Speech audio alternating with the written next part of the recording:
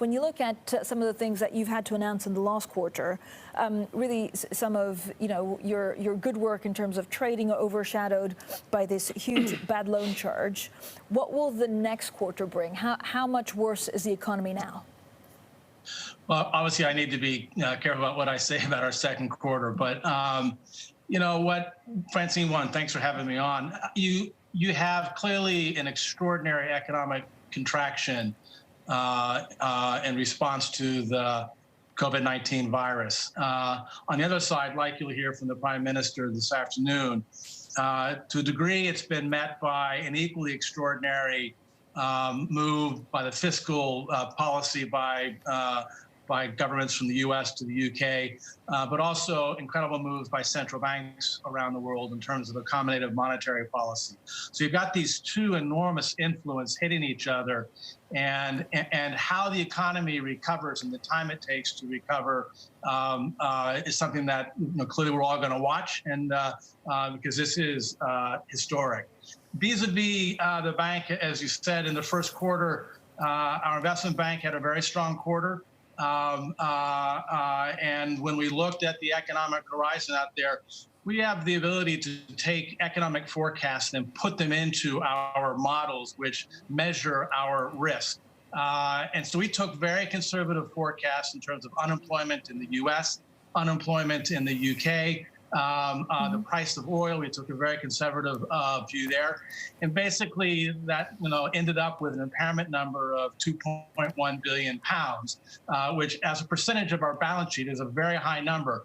But that's sort of like putting capital in reserve for a very negative scenario, which we hope doesn't play out. But despite taking that impairment number, we had a reasonable level of profitability, because we have this diversified banking model between a consumer bank and a wholesale bank.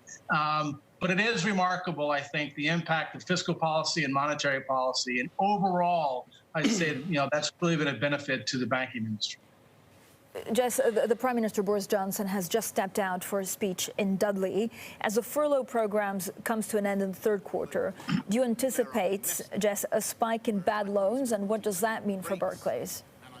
Yeah, I think there is a sort of gathering storm out there. I mean, the furlough program, being from the States, it's quite amazing to watch, and how significant the program is in the UK, and how that has buffered the impact of this incredible medical crisis. But the government has been very strong in terms of putting small business loans out, guaranteed by the government.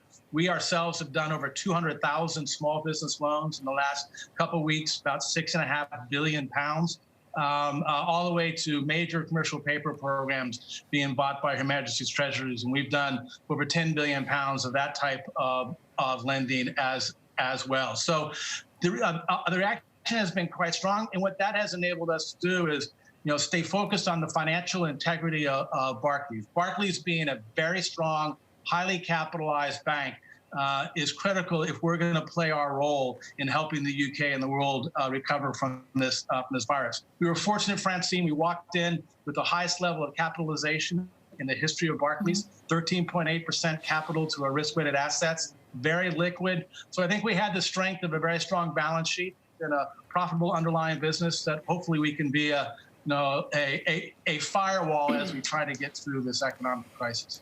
But Jess, if you look at the deterioration of the UK economy, is it actually worse than expected? And again, what does that mean for your client activity? I think right now the contraction in the economy is probably less than we would have expected or anticipated a month or a month and a half ago. Spend has started to recover. It's not down nearly as much as it was a couple of months ago. Aided by the government programs, aided by the furlough programs. As you said, I do think there's a little bit of storm gathering. Once, we have 90,000 mortgage payment holidays out there. We've given payment holidays to our credit card holders. You've got the furlough program. A lot of that is going to start to end as we come into the end of June and July and August.